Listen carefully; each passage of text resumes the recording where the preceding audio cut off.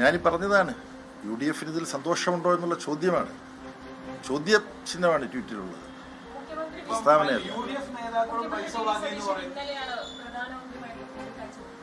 അക്കാര്യം എനിക്കറിയാം, പക്ഷെ അതിനെക്കുറിച്ച് ഇപ്പോൾ ഒന്നും പറയേണ്ടെന്നാണ് ഞാൻ ഉദ്ദേശിച്ചത്. അതുകൊണ്ടാണ് നിങ്ങൾക്ക് അതിനെക്കുറിച്ച് എഴുതാം.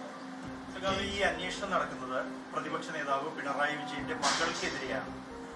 പിന്നെ എന്തുകൊണ്ട് പാർട്ടി അത്തരം പിണറായി വിജയനെതിരെയല്ല നേരിട്ട്, പിന്നെ എന്തുകൊണ്ട് പാർട്ടി പ്രതിരോധിക്കുന്നു? അല്ല, ഇത് പിണറായി വിജയന്റെ മകളെ ലക്ഷ്യം വെക്കുന്നത് പിണറായി വിജയന്റെ മകൾ അവർക്കൊരു പ്രശ്നമായതുകൊണ്ടാണ്. പിണറായി വിജയനെ ലക്ഷ്യം വെക്കാൻ വേണ്ടിയിട്ടാണ് ഇത് ചെയ്യുന്നത് എന്നുള്ളത് വളരെ വ്യക്തമായിട്ട് അറിയാം. അതുകൊണ്ടാണ് അത് പറഞ്ഞത്.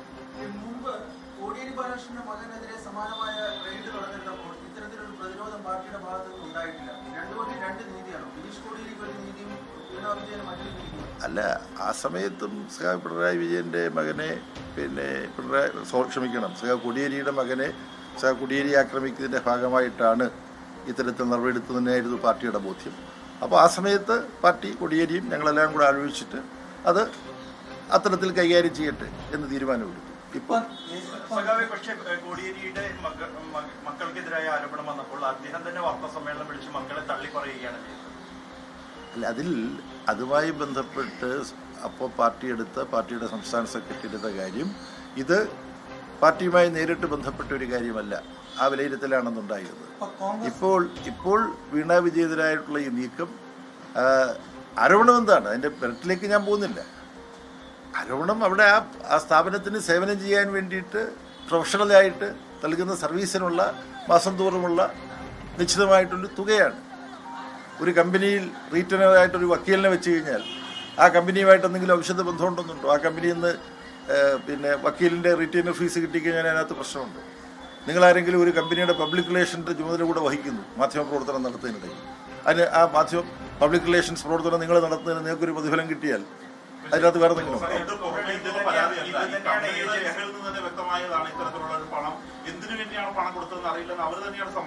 അതിൻ്റെ മറ്റു മെറിറ്റിലേക്ക് നമ്മളിപ്പോൾ ചർച്ച ചെയ്യേണ്ട. അതെല്ലാം ഫാബ്രിക്കേറ്റഡ് ആണ്, നിർമ്മിത ബുദ്ധിയുടെ കാലമല്ലേ. മുഖ്യമന്ത്രിയുടെ മകളായതുകൊണ്ട് തന്നെയാണ് വീണ വിജയനെ ഇത്ര ചെറിയ സർവീസിന് വലിയ തുക കൊടുത്ത് ഈ സേവനം നൽകിയത് എന്ന് തന്നെയാണ് ഏജൻസിയും അല്ലെങ്കിൽ ഇതിലെ പരാതിക്കാരനും ആരോപിക്കുന്നത്. പരാതിക്കാരി പറയാനുള്ളതാണ്. എന്തായാലും അതിൻ്റെ മറ്റു വിശദാംശങ്ങളിലേക്ക് ഞാനിപ്പോൾ പോകേണ്ട ആവശ്യമില്ല.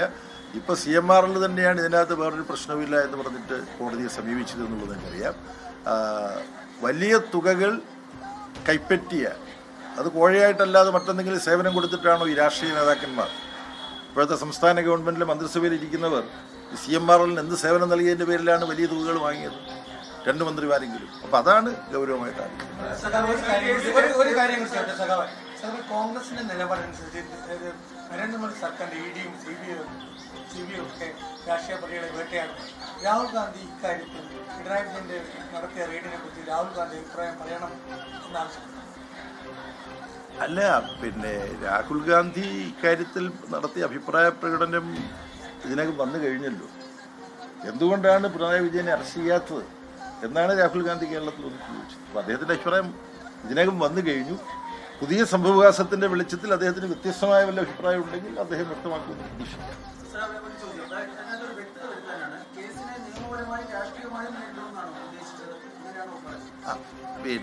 വീണ വിജയൻ ഇത് സംബന്ധിച്ച് നിയമപരമായ നടപടികൾ സ്വീകരിക്കും.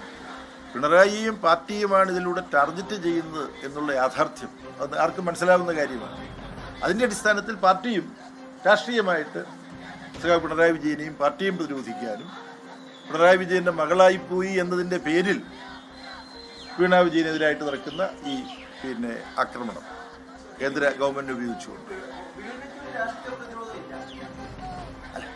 അതിലേക്ക് രാഷ്ട്രീയമായിട്ട് ഈ കേസ് കേന്ദ്ര ഗവൺമെൻറ് CPIMനെയും അതിൻ്റെ നേതൃത്വത്തെയും ആക്രമിക്കാൻ വേണ്ടി ചെയ്യുന്നതാണ്. അപ്പോൾ അതിന് അത്തരത്തിൽ തന്നെയാണ് ചെയ്യുന്നത്. അതെ, ഓക്കെ.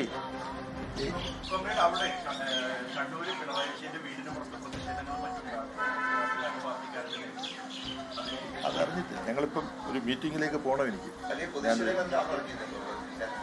ആലോചിക്കട്ടെ, നിങ്ങൾ ബാക്കി ഞാനിങ്ങോട്ട് പാർട്ടി ഹൗസിലേക്ക് വന്നതല്ലേ ഉള്ളൂ. ഓക്കെ.